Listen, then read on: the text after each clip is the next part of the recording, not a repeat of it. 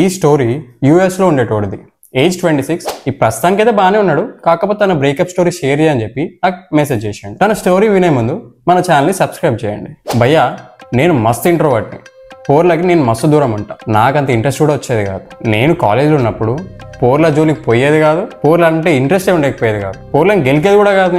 నేను ఇట్లా సిగ్మా అని ఒక పోరి షోలో పడ్డది. ఆమె నా లైఫ్లో ఎట్లా ఎంట్రీ ఇచ్చిందంటే, నా ఫ్రెండ్ కానీ పోరి వాళ్ళ ఫ్రెండ్ ఆమె ప్లాన్ చేసి మరి మూసింది నన్ను. ఇక ఎట్లా మూసిందంటే అది ఒక పెద్ద స్టోరీ, అది నేను చెప్పలేను. కానీ దాని తర్వాత ముచ్చట్లు చెప్తా. నన్ను 3rd ఇయర్లో మూసింది భయ్యా. అసలు ఇది నేనేనా అనుకునేటట్టు తిరిగిన దాంతో నిద్ర లేని కాళ్ళు, చాటింగ్లు, షాపింగ్లు, అప్పులు, ఏం తిరిగినావంటే పిచ్చోని తిరిగి ఎట్లా తిరిగినావు నాకే అర్థమవుతలేదు. అట్లా తిరుగుకుంటా మాట్లాడుకుంటా చాటింగ్ చేసుకుంటా ఎట్లా ఫుల్ లవ్లో పడిపోయినా ఆమెతో. నేను ఆ లవ్లో ఆమె డైరెక్ట్ ఇంటికి తీసుకొచ్చి మా ఫ్యామిలీ కూడా పరిచయం చేయించిన. నేనైతే మా అమ్మ దగ్గర పోయి అమ్మా మీ కోడలు అని కూడా చూపించిన. నేను మా అమ్మ ముడుచుకుంటా బాగుందిరా అని చెప్పింది. అట్లకెళ్ళి ఇట్లనే తిరుగుకుంటా కూర్చున్నాం భయ్యా. కాలేజ్ అయిపోయింది, ఈమెకు జాబ్ రాలే, నాకు జాబ్ రాలే. ఇక నేను ఇంట్లో మాట్లాడేసి యూఎస్కి పోతా అని చెప్పి ప్లాన్ చేసేసిన. ఇక ఈ ప్లాన్ గురించి ఈమెకు చెప్పిన వెంటనే ఒకటే ఏడుపు, నేను వస్తా నేను నీతోనే వస్తా అని చెప్పి. ఆమె ఏడుపు చూసి ఆగిపోద్ది నాకు, అంత లవ్ చేసింది నన్ను. ఇక ఆ డే వచ్చేసింది, మేము ఎయిర్పోర్ట్కి వచ్చేసినాం. మా ఫ్యామిలీతో పాటు ఆమె కూడా వచ్చేసింది. ఇక ఎయిర్పోర్ట్లో ఒకే ఏడుపు, బేబీ నేను కూడా వస్తా అని చెప్పి. ఆ ఏడుపు చూసేసి నేను కూడా ఏడ్చిన. బేబీ నేను పోయేదే నీకోసం, నేను అక్కడ బాగా సంపాదించి వచ్చి నేను పెళ్లి చేసుకుంటా అని చెప్పిన. ఆమె సరే అన్నది. పోయిన్లు వాళ్ళు అటు వేళ్ళు, నేను ఇటు పోయినా. ఆడికి పోయిన తర్వాత ఒక 4 months బాగానే నడిచింది. 4 months తర్వాత మెసేజ్లు ల్యాగు, ఫోన్ కాలు ల్యాగు. ఏమవుతుందో నాకు అర్థం కాలేదు. ఆమె ఇంట్లోనే ఉంటుంది, నేను ఇక్కడ పని చేస్తాను. ఎందుకంత ల్యాగ్ చేస్తానో నాకు అర్థం కాలేదు. మెల్లమెల్లగా మెసేజ్లు బంద్ చేయమన్నది, సీదా డైరెక్ట్ ఫోన్ చేయమన్నది. సరే అని చెప్పి డైరెక్ట్ ఫోన్లే చేసేది. ఆ ఫోన్ కాల్స్ కాస్త నెల తర్వాత బంద్ అయినాయి. అసలు యూఎస్కి పోయింది నేను పడాల్సిన కథలు ఈమెనే పడతాను. నాకు అర్థమవుతలేదు, ఏదో కొడుతుందిరా అని చెప్పి నాకు అనిపించింది. ఎందుకు ఇది ఇట్లా కట్ చేస్తుందని చెప్పి వాళ్ళ ఫ్రెండ్స్కి చేసిన. వాళ్ళ ఫ్రెండ్స్ డైరెక్ట్ నాకేం తెలియదు, నువ్వే చేసుకో అంటారు. ఇది ఎక్కడ స్టోరీ, ఏం నడుస్తా అని నాకు అర్థం కాలే. నా పంచాయతీలు నాకు ఉన్నాయి, ఇదే చేస్తుందిలే మెల్లగా అనుకొని నేను ఆయన అదే చేస్తుంది అనుకొని మెల్లగా రిలాక్స్గా ఉన్నా భయ్యా. నా పంచాయతీలు నేను ఉన్నా. ఒక 3 days వరకు ఫోన్ లేదు. 3 days తర్వాత వన్ ఫైన్ మార్నింగ్ నేను అప్పుడే లేస్తున్నా, ఒక ఫోన్ కాల్ వస్తాను. మా ఫ్రెండ్ గారు చెప్తాడు. ఇట్లా లేపిన. వాడు ఏమంటాడు, అరే నీ పోరే పడుతున్నా లేచిపోయిందిరా అని చెప్పాడు.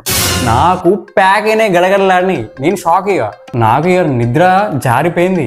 డైరెక్ట్ ఆమె స్టేటస్ ఓపెన్ చేయరా అన్నాడు. స్టేటస్ ఓపెన్ చేసి చూసిన, ఎవడీడు ఏడికెళ్ళి వచ్చిండు. నేను ఇండియా పోదామంటే నాకు అక్కడ పైసలు లేవు, రూపాయి బిల్ల లేదు నాకు అక్కడ. నేను ఆల్రెడీ ఈడ అడక తింటానా, ఇది స్టంట్ చేసింది, నేను పోవాలి, నాకు అక్కడ పైసలు లేవు. నాకు ఏడుపు స్టార్ట్ అయింది. ఇక నాకు ఏం చేయాలో అర్థం కాలేదు. నేను ఎందుకు వచ్చినా, దీనికోసమే వచ్చినా కదా, ఇదేనా ఇది. నేను పోయే ముందేమో సచ్చేటట్టు ఏడ్చింది. నేనేం చేసినా, నాకు వచ్చాడు అవుతుంది అని చెప్పి నా ఫ్రెండ్ గారికి ఏడ్చుకుంటా ఫోన్ చేసి, అరే మీరు పోన్రా అక్కడ పోయి నాకు ఫోన్ చేయండి, నేను ఆమెను అడుగుతా ఎందుకు చేసుకుందా అని చెప్పి అని అంటే, ఈ కొడుకులు వేళ్ళు, ఈ కొడుకులని పోయి ఫోన్ చేయండి రా, ఆమెతో మాట్లాడియండి రా అంటే, ఈ కొడుకులు వాళ్ళిద్దరి ఫోటోలు నాకు ఫోటోలు తీసి పంపుతున్నారు చూడరా అని చెప్పి. తీరా వీడు ఎవడు అని చూస్తే వాళ్ళ బావ. ఈ బావ ఎంట్రీ ఎప్పుడు ఇచ్చాడో నాకు తెలియదు. ఒకప్పుడు దీన్ని మీ బావని చేసుకుంటామంటే, చీమ బావ ఎట్లుంటాడు వాడు, నేను చేసుకోను, నీ అసలు ఇంత మంచిగా ఉన్నాక గవర్ని చేసుకుంటానా, వాడు ఏం చేయడు, జాబ్ చేయడు, ఏం చేయడు, నేను నిన్నే చేసుకుంటా అని చెప్పి ఎంత స్ట్రాంగ్ అయిపోయింది. కానీ లాస్ట్కి నాకు అర్థం కాలేదు, నాకు ఎవరికి చెప్పాలో అర్థం కాలేదు. నేను మా అమ్మకి చేసిన.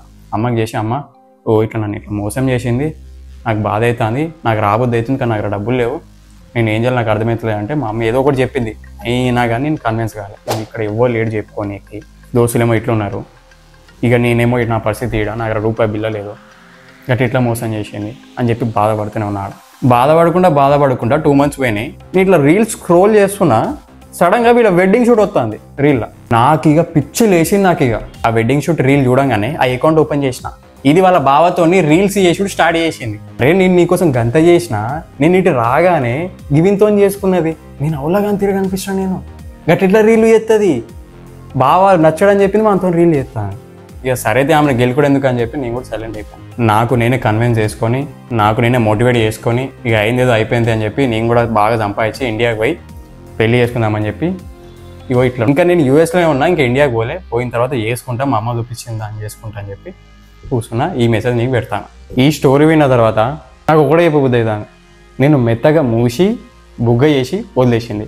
నువ్వే అన్నావు నేను ఇంటర్వ్యూట్ అని చెప్పి, నాకు ఏ పోర్ల పంచాయతీ తెలియదు అని చెప్పి వచ్చి మూసి పోర్ల పంచాయతీ ఎట్లుండేదో తెలిసి ఒక లెసన్ నేర్పించి వదిలేసింది. నువ్వు అన్నావు మా అమ్మ చూపించిన పెళ్ళని నేను చేసుకుంటా అని చెప్పి. నువ్వు పెళ్లి చూపులకు పోతావు కదా, అమ్మాయిని సైడ్ తీసుకుపోతావు కదా, అక్కడికి పోయి కాళ్ళు పట్టుకుని అడుగు నీకు బాయ్ ఫ్రెండ్ ఉన్నాడా లేదని చెప్పి. ముందు అది తెలుసుకో, అది తెలుసుకున్న తర్వాతే ప్రాసెస్ ముందుకు పంపి, డైరెక్ట్ అటాక్ ఇవ్వవు. సరేనా? ఇవి తెలుసుకొనే పెళ్లి చేసుకో.